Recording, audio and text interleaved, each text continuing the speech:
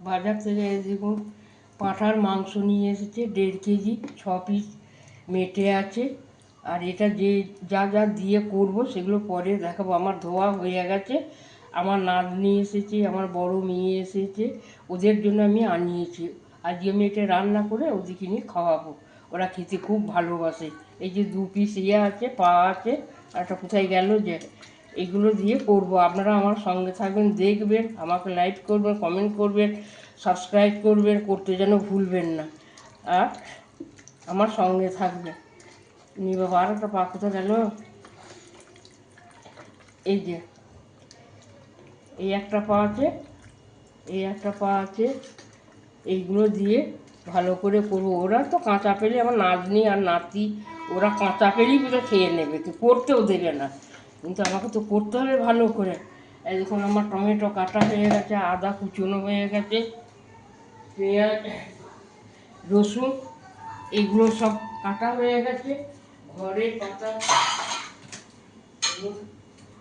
পাতা টক দই, এই দইটা আমি সবটাই দেবো। এটা 3টে টমেটো আছে, আর 3টে পেঁয়াজ আছে, রসুন আছে 2টো গোটা, আদাটা কুচনো হয়ে গেছে। এবার পিসবো, পিসে এইগুলো করবো। ধোয়া হয়ে গেল, ধুতে অনেকটাই সময় লাগে।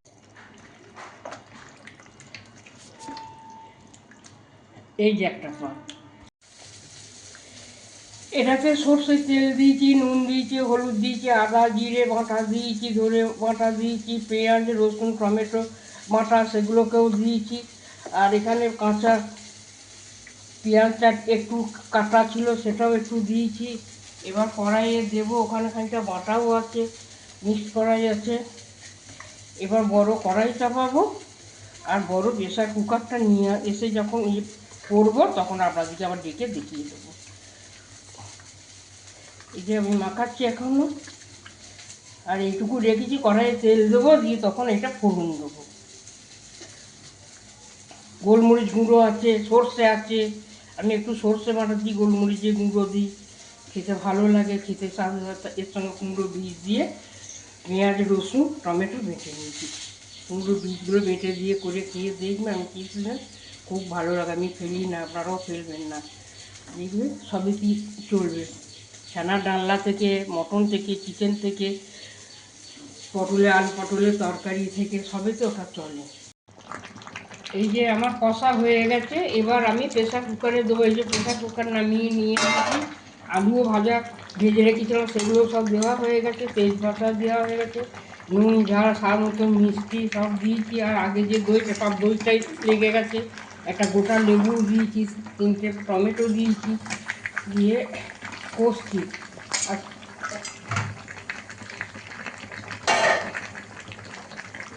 এই যে আমার কষাও হয়ে গেছে। এবার আমি জলে প্রেসার কুকারে দিয়ে দেবো। কালারটা কীরকম এসেছে দেখছেন? এবার কাশ্মীরি লঙ্কার গুঁড়ো দিয়েছি, শুকনো লঙ্কার গুঁড়ো সেটাও দিয়েছি, দই দিয়েছি, হলুদ, ধনে জিরে আদা পেঁয়াজ রসুন টমেটো, একটু সর্ষে বাটা, কুমড়ো বীজ বাটা, গোলমরিচের গুঁড়ো, আমি এগুলো সব দিয়েই করি। খেতেও দারুণ হয়। এবার গরম গরম ভাত দিয়ে সবাইকে দিয়ে দেবো, সবাই খেতে বসবে। ঘি দিলাম, গরম মশলা দিলাম, চিকেন মশলা দিলাম, আর স্বাদ মতো নুন মিষ্টি দই সব কিছু দেখিয়ে দিয়েছি। আপনাদের যদি ভালো লাগে রেসিপিটা, তাহলে পরে আপনারা আমাকে অবশ্যই যেন সাবস্ক্রাইব করবেন, আমার সঙ্গে থাকবেন, সাথে আমার পাশে থাকবেন, আর কমেন্ট করবেন, লিখে পাঠাবেন। আর কীরকম হয়েছে সেটা একটু বলবেন। একদম এখনও ফুটছে, এখনও ফুটছে। এবার আমি অফ করে দিলাম। এবার সবাইকে বাটিতে বাটিতে জুড়িতে দেবো। এই যে বাটি নিয়ে যাচ্ছি, এই যে বাটি নিয়ে এসেছি, এবার সব জুড়িতে দেবো, সবাইকেই দেবো। ওই একটা বাটিতে দিয়ে দিয়েছে একজনকে, ও গরম মশলাটা খায় না, ঘি খায় না, ওই জন্য ওটা আলাদা করে দিয়েছি। আর এগুলো আবার যারা খাবে তাদের জন্য তুলছি। সিদ্ধ কীরকম হয়েছে দেখছেন তো, অথচ গোটা রয়েছে, ছেড়ে ছাড়বে, ওই যে একটার গায়ে একটা লাগে নেই। তো সিদ্ধটা ভালো হয়েছে, সিদ্ধটা ভালো হয়েছে। আপনারাও এরকম করে করবেন, খাবেন। আর সাবিত্রীর রান্নাঘরে যারা নতুন মুখ নিয়ে আসেন তারা অবশ্যই যেন আমাকে সাবস্ক্রাইব করবেন, দেখবেন, লিখে পাঠাবেন, কমেন্ট